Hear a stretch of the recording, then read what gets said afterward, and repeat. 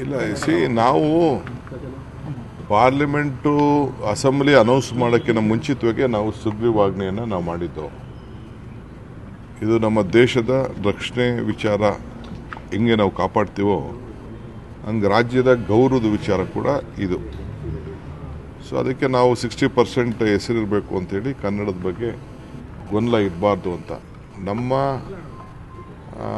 ಅಸ್ಮಿತೆನೇ ಕರಿತಿರೋ ಸ್ವಾಭಿಮಾನ ಅಂತ ಕರಿತೀವೋ ನಾವೆಲ್ಲ ನಮ್ಮ ಭಾಷೆ ನಮ್ಮ ಸಂಸ್ಕೃತಿನ ರಕ್ಷಣೆ ಮಾಡ್ಕೋಬೇಕಾದ್ದು ನಮ್ಮ ಕರ್ತವ್ಯ. ಆ ದೃಷ್ಟಿಯಿಂದ ಸ್ವಲ್ಪ ಗಲಾಟೆಗಳು ಚಳುವಳಿಗಳು ಇವೆಲ್ಲ ಕೂಡ ನಡೀತಾ ಇತ್ತು. ಅದು ಆಗಬಾರ್ದು ಅಂತ ಪ್ರತಿಯೊಬ್ಬರು ಕೂಡ ನಾಗರಿಕರಿಗೆ ಯಾರ್ಯಾರು ವೃತ್ತಿ ಮಾಡೋರು, ಸರ್ಕಾರದಲ್ಲಿ ಕೆಲಸ ಮಾಡೋರು, ಬಿಸ್ನೆಸ್ ಮಾಡೋರು ಎಲ್ಲರೂ ಕೂಡ ನಾವು ಕನ್ನಡದ ಇದು ಬೋರ್ಡ್ಗಳು ಕಡ್ಡಾಯ ಈ ಸೈಜ್ನಲ್ಲಿ ಇರಬೇಕು ಅಂತೇಳಿ ಮಾಡಿದ್ದೇವೆ.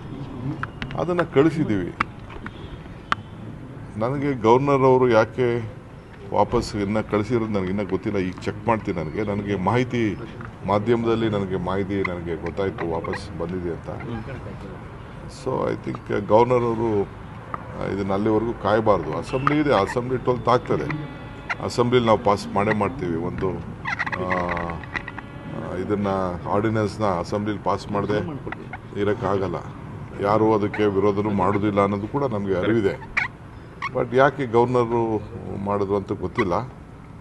ಸೊ ಈಗೂ ನಾನು ಸರ್ಕಾರದ ಪರವಾಗಿ ಅಪೀಲ್ ಮಾಡ್ತೀನಿ. ಗವರ್ನರು ಇದು ಸೆಂಟಿಮೆಂಟಲ್ ಇಶ್ಯೂ.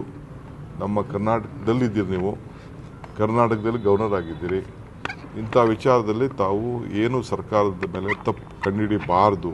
ಇಲ್ಲ ಯಾರು ನಾಗರಿಕರು ಯಾರು ನಿಮ್ಗೆ ಹೇಳಿದಾರಾ ಏನಾದ್ರು ತಪ್ಪಿದೆ ಅಂತ? ಇಲ್ಲ ಯಾವ್ದಾದ್ರು ಒಂದು ಪಾರ್ಟಿಯವ್ರು ಯಾರು ನಿಮ್ಗೆ ಅಬ್ಜೆಕ್ಷನ್ ಮಾಡಿದಾರಾ? ಏನೂ ಇಲ್ಲ, ಯಾರೂ ಅಬ್ಜೆಕ್ಷನ್ ಮಾಡೋದಿಲ್ಲ. ಇದು ದಯವಿಟ್ಟು ಇದನ್ನು ರೀಕನ್ಸಿಡರ್ ಮಾಡಬೇಕು ಅಂತೇಳಿ ನಾನು ಗವರ್ನರ್ಗೆ ಒತ್ತಾಯ ಮಾಡ್ತೀನಿ.